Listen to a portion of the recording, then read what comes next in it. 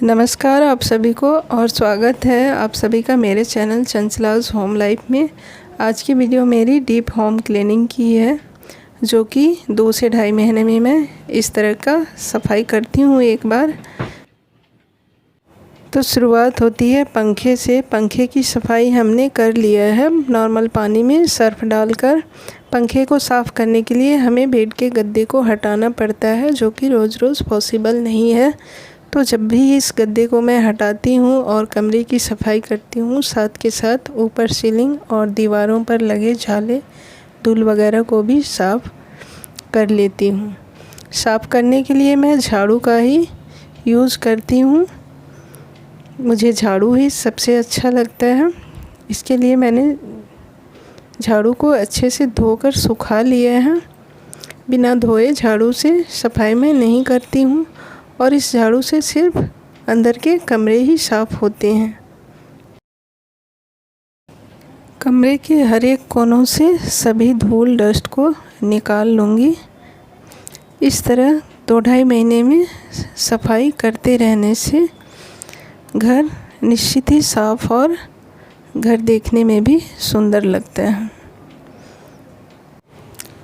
इससे पहले भी हमने एक क्लीनिंग वाली वीडियो डाला था, जिसको आप सब ने देखा, आप सब ने पसंद आया और वीडियो को सराहा। इसके लिए बहुत बहुत धन्यवाद और उम्मीद करती हूँ ये वीडियो भी आप सबको पसंद आएगा। अगर पसंद आएगा तो लाइक शेयर ज़रूर करिएगा। एसी पर हमने बहुत ही हल्के हाथों से झाड़ू को चलाया है। वैसे इसकी सफाई कपड़े से ही होती है। मैंने बाहरी पार्ट को बस हल्का सा इस तरह से झाड़ा है। एसी की सफाई कभी भी इस तरह से झाड़ू से ना करें।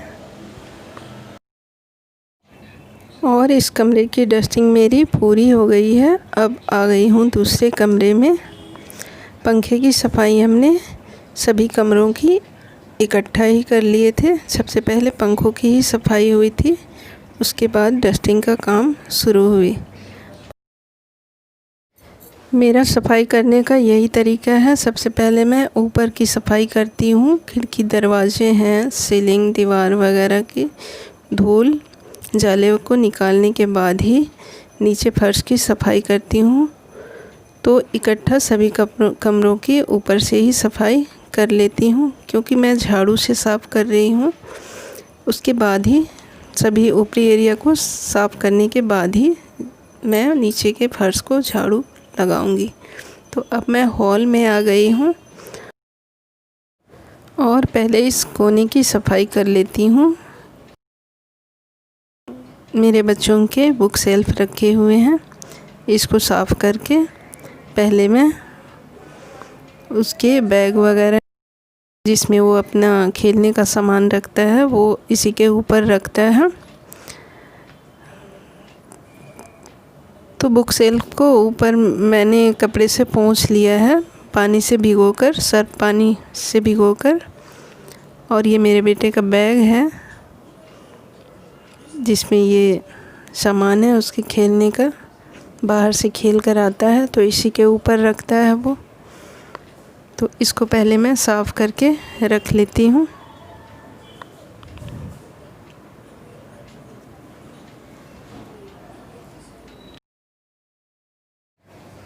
मेरा घर 2 BHK है, तो आज मैं दोनों बेडरूम और हॉल को ही साफ़ करूँगी। किचन वगैरह को 2-3 दिन बाद साफ़ करूँगी।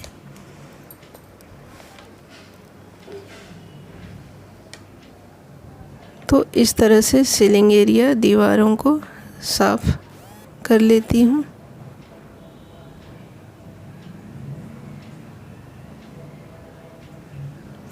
बहुत अधिक गंदे तो नहीं है, क्योंकि मैं हमेशा इस तरह से डस्टिंग करती रहती हूँ।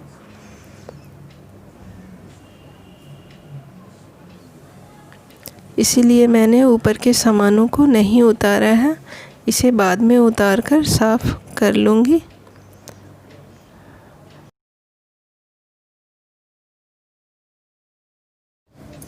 दिवाली को आने में अभी 2.5 महीने बाकी हैं। तब तक एक बार सफाई हो गई और अब दिवाली में ही फिर से अच्छे से साफ़ किया जाएगा।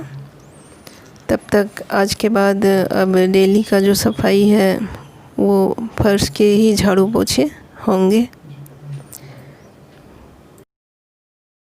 और अब मैं झाड़ू लगाऊंगी सभी कमरों में। पहले झाड़ू लगाकर अच्छे से सभी डस्ट को बाहर कर लूँगी, उसके बाद ही पोछा लगाने का काम करूँगी।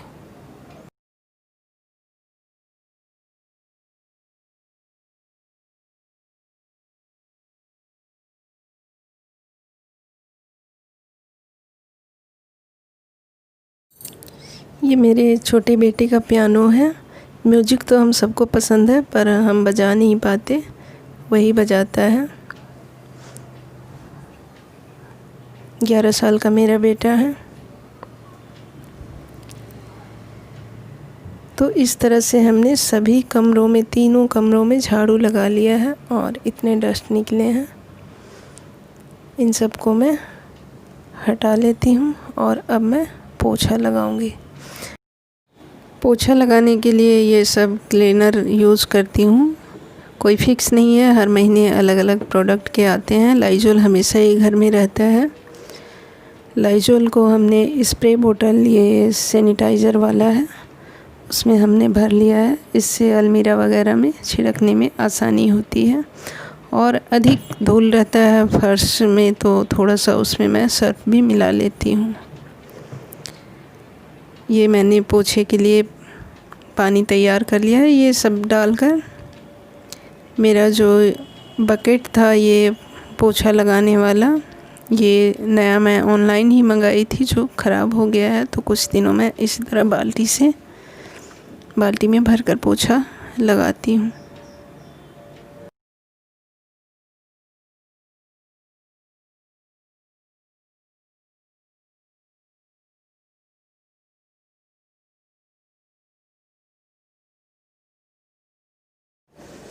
मॉपिंग मेरा भले ही 1-2 दिन मिस हो जाए, पर जब भी मॉपिंग करती हूँ बहुत अच्छे से एक एक सामान को हटाकर मॉपिंग करती हूँ, जिससे जो भी धूल मिट्टी कहीं फंसा हो वो अच्छे से निकल जाए।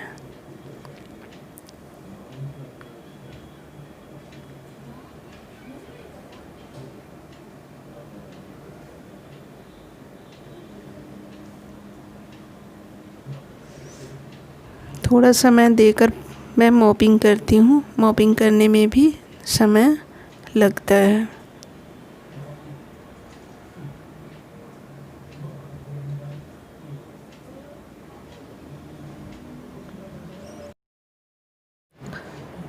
अभी मेरे एक कमरे की मॉपिंग हुई है और अब मैं हॉल में मॉपिंग कर लेती हूँ।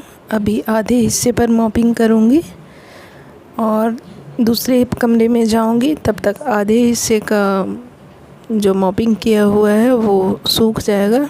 इससे मैं सोफे टेबल को हटाकर फिर दूसरी ओर मॉपिंग करूंगी।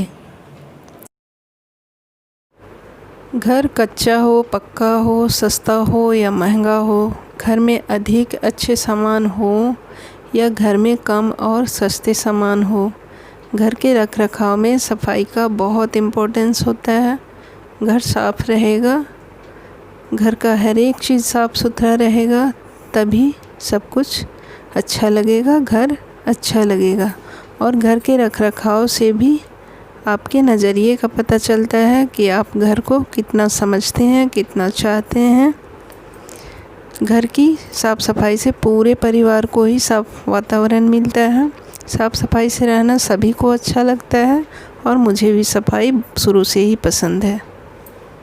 किसी ने मुझे पिछले क्लीनिंग वाली वीडियो में कमेंट किया था कि क्लीनिंग वीडियो मैं स्लो बनाऊं और लंबी बनाऊं, पर बहुत ज़्यादा स्लो तो नहीं बना सकती, वीडियो बहुत लंबी हो जाएगी, जो देखने में भी शायद आपको दिक्कत हो, ना देख पाएँ। तो इसलिए हमसे जितना बन पाया हमने अपने हिसाब से वीडियो बनाया है, आप देखिएगा ज़रूर।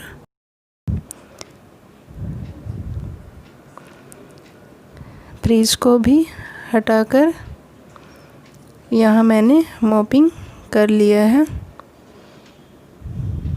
ताकि इधर भी कोई धूल डस्ट न फंसा हो। और वो रह जाए। इस तरह से हमने मॉपिंग पूरी कर ली है और अब सभी जगह पर पौधान लगा देती हूँ। अभी गर्मी का दिन है तो मैं छोटा ही पौधान रखती हूँ और जगह के हिसाब से ठंड में पूरे में ही दरी बिछाती हूँ।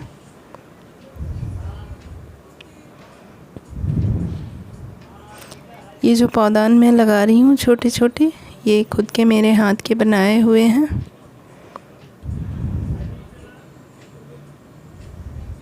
तो इस तरह से मेरा पूरा घर क्लीन हो गया है।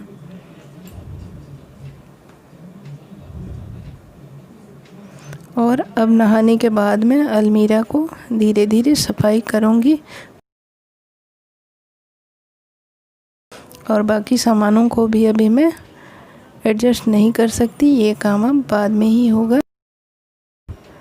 इस तरह से अलमीरा की भी हमने बाहर से कपड़ों से पोंछकर साफ़ कर लिया है। अलमीरा में बहुत अधिक डस्ट नहीं है, फिर भी हल्के हल्के डस्ट हो जाते हैं तो वो देखने में अच्छा नहीं लगता है। अलमीरा टेबल वगैरह को पोंछने के बाद अब हमारा घर पूरी तरीके से क्लीन हो गया है।